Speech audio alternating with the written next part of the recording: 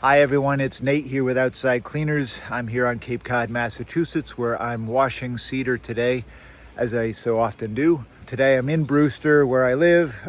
This is a white cedar residential home. I wanted to make a quick video showing a couple things I do to get a cedar house ready before it's washed. First of all, the screens, the window screens, they've been removed. Otherwise, if they're left in place while the cedar's being cleaned, the screens tend to act like filters and collect and trap a lot of gunk coming off the siding. And it traps it in such a way that's very, very hard to rinse away. And with the screens off, it makes it easier to wash away this type of stuff that often builds up on a windowsill. So by far the best thing to do is to remove the screens before the cedar is washed. Secondly, obviously the windows are closed, but they're not just closed, they're closed and locked, because windows of any style or any brand, just because they're closed doesn't mean that they're sealed against water intrusion. So making sure that the windows are locked is also a big deal, a big part of getting a house ready for being washed. And lastly, this is a electrical outlet. It's an older style.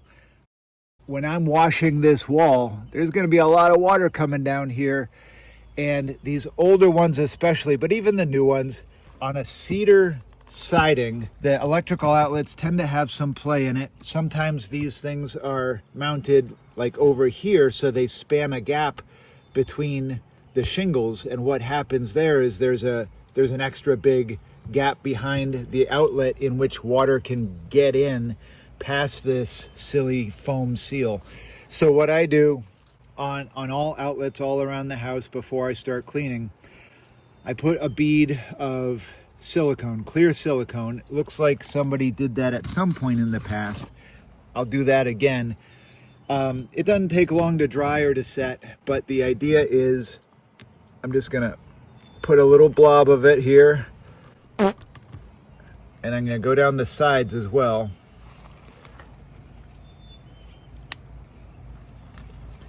And I'm gonna smear it with my finger so it's just a film.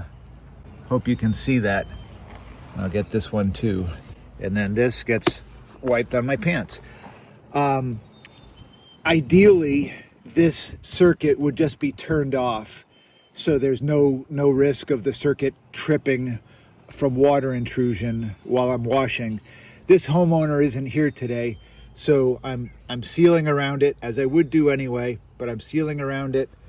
And then what I'll do lastly is take a piece of masking tape and just put it over where you plug things in, shut it. And that's as good as I know how to leave the electrical outlets here while I'm working, short of turning off the circuit. But again, this homeowner isn't here today, so this is what I do. And I've been doing this a long time. When I do this, in 100% of the cases, I never have a problem. The only time I've ever, tripped the circuit or caused the little GFI thing to click is when I don't take these precautions. Anyway, hope that helps somebody. Bye.